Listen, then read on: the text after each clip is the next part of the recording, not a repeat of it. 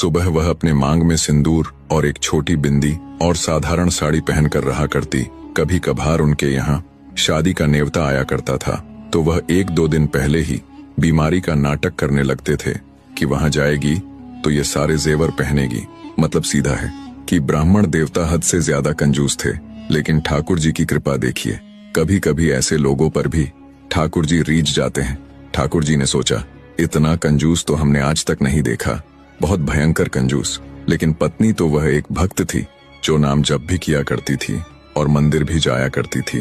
ब्राह्मण देव कभी नहीं जाते थे और ना ही अपनी पत्नी को कभी लेकर कहीं जाया करते थे। जहां तक कि उसके मायके भी उसे छोड़ने नहीं जाया करते थे कि इसे लेकर जाऊंगा तो फालतू का खर्चा होगा। सरस्वती देवी को उसके मायके वाले उसको इधर उधर घुमा दिया करते थे। तभी ठाकुर जी ने सोचा, इसको देखूं एक बार। उन्होंने एक दीनहीन ब्राह्मण का रूप धारण किया, फटी पुरानी धोती पहनी, पैरों में कुछ नहीं, चेहरे पर झुर्रियां पड़ी थीं। बिल्कुल गरीब ब्राह्मण बन गए और हाथ जोड़कर इनकी दुकान पर पहुंच गए।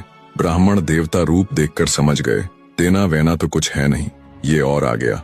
उन्होंने अपने स्वभाव से बोला, क्यों आए हो? ठाकुर जी हाथ जोड़कर बोले, बहुत गरीब ब्राह्मण हूँ, मेरी बेटी का ब्याह होने वाला है, अपनी पुत्री का ब्याह करना है मुझे। ब्याह के लिए मुझे कुछ धन चाहिए। आप तो बहुत बड़े धनवान सेठ हैं, कृपा कर दीजिए, कुछ मुझे दे दीजिए। आपकी मेहरबानी से मेरी बेटी का ब्याह हो जाएगा। या तो कुछ धन दे दीजिए, नहीं तो कुछ सामग्री दे दो, मैं कुछ ना कुछ व्यवस्था करूं।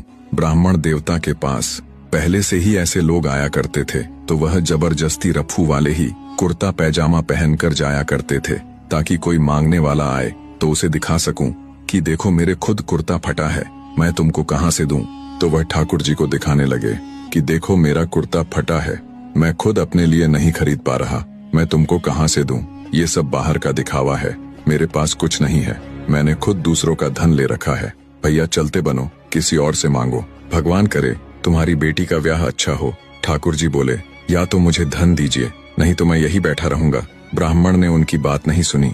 ठाकुर जी जिद पे आ जाएं तो उनसे कौन जीते, वह वहीं बैठ गए। बोले, मुझे धन दो, मेरी बेटी का ब्याह है। अंत में ब्राह्मण हार कर बोला, देखो मैं ऐसे नहीं देता, कुछ लाओ, मेरे पास गिरवी रखो और धन ले जाओ, तुम पे है कुछ देने के लिए।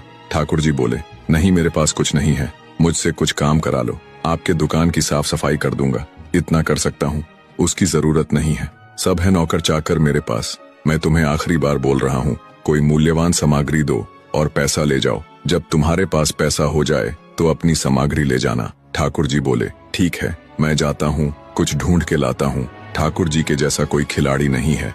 इसके आगे